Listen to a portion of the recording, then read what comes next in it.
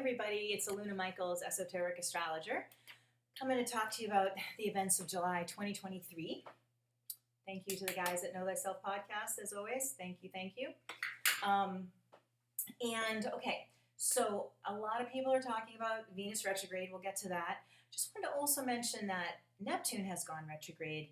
Now, planets go retrograde all the time. There's very few times when all the planets are going forward. So basically every planet except the sun and moon, which we call planets in astrology, because relatively to us they look like it. So they all go retrograde except the sun and the moon, okay? So the outer planets, something like Neptune, go retrograde once a year and direct once a year. So the whole time something like Neptune is retrograde is not the worst thing that ever happened to anybody. The time when it shifts, it gets a little weird. So Neptune went retrograde basically the last day of June, first day of July. I'm doing this on July 6th. It can be a little strange. A lot of people feel tired, or feel sort of weird, or feel sort of ineffective, because Neptune is a little bit ungrounded, Oh, there goes my kitty. I knew he was going to start. I'm going to apologize. I don't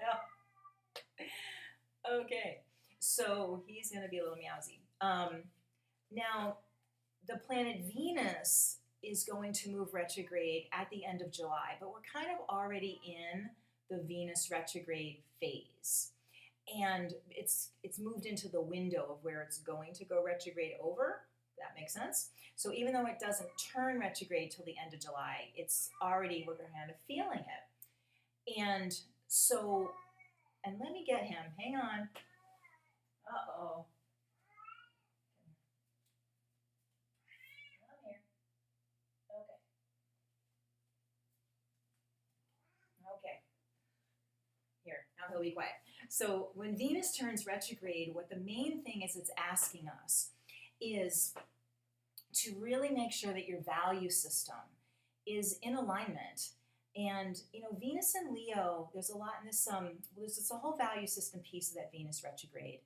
But also it's about personal joy, and part of that can be things that are Venus related, but also Leo related, because Venus is going retrograde in Leo. So it can be, art, music, dance. And I always think of art and music and things like this as a nutrient.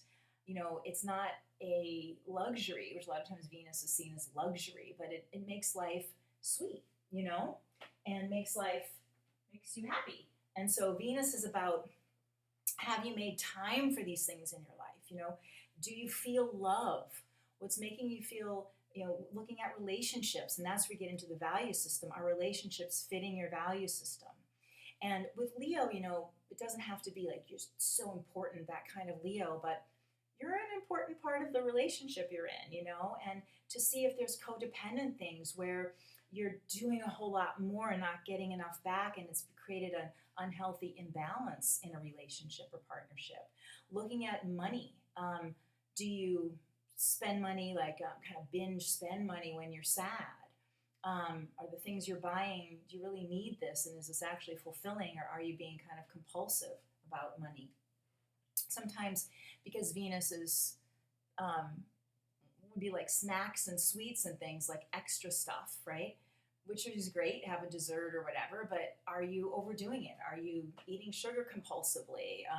And why, if you are? So the Venus retrograde can talk about that too, and especially being in Leo, about, are enough of my needs getting met? Do I feel special to people in my world? Or do you not make time for yourself to create time that has fulfilling opportunities, So that's kind of what that Venus retrograde is about. If you're in a relationship, probably nothing bad's going to happen in your relationship. Some people saying, oh no, Venus retrograde. But it can be a time to say, again, how are our needs attuned? Do we have fun together? How do we put more joy into the relationship and not just feel, maybe even just seeing like you take someone for granted? And the Venus retrograde in Leo can say, not only do I want to feel special, but I want to make my partner feel special, in a healthy, balanced way, and say, oh wow, you're actually pretty awesome, So Venus retrograde can do that.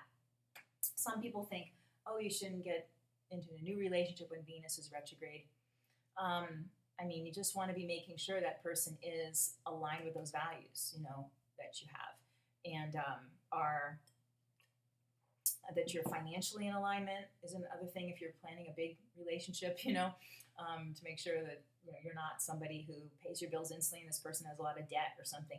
But those are the kind of things that wouldn't work when Venus does go direct in September.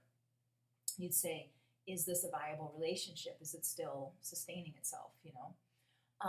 So the Venus goes retrograde on July 23rd, goes direct basically Labor Day, September 4th.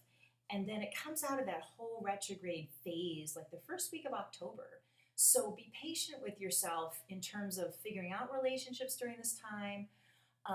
Give yourself some space about that, making sure you're treating yourself well, other people well, and again, appreciating each other in general. It doesn't have to be a romantic partner either, just bringing joy to others and taking time to connect with people. Venus retrograde, you're like, wow, this is really nourishing to connect with you. I was talking to somebody recently who was saying, even talking on the phone isn't really having connection with people, and then when you are face to face with someone, like really being grateful for that. And maybe it's taking the time to go out with friends and really be in person together, doing something together rather than just talking on the phone or video chatting or something. So the value of true human connection can be part of that Venus retrograde, and remembering, wow, I really needed this, So that's all the good stuff there.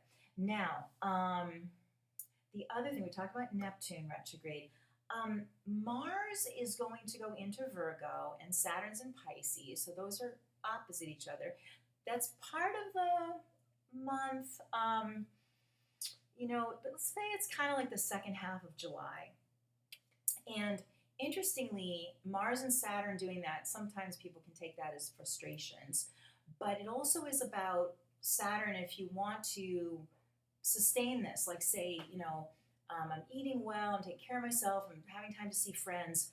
Mars can be like chronically busy, and the Saturn is like, no, I want to have some downtime. I want to create a discipline of having fun, if that makes sense. So it's like you're defending your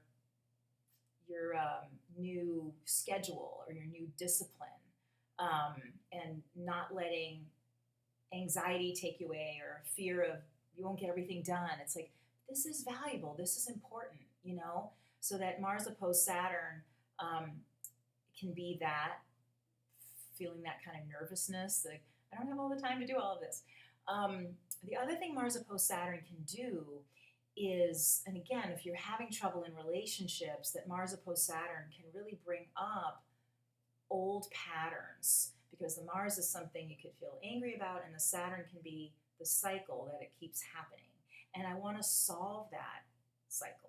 I want to not just go on another round of that cycle.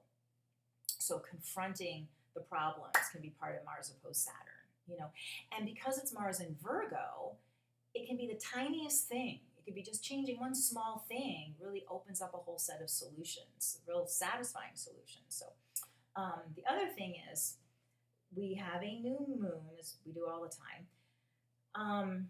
But when the moon is new, sun and moon together, they're going to be opposing Pluto. So again, it's kind of like reinforcing the same idea that the new moon is things that are really dear to your heart, like fresh ideas, wanting to kind of feel unencumbered. And the Pluto opposition is, again, someone saying maybe you can't do that, or I'm not allowed to do that, or I like the way I'm feeling, but how, again, the pressure of getting overly busy can be part of Pluto, what you should be doing, and do it or else.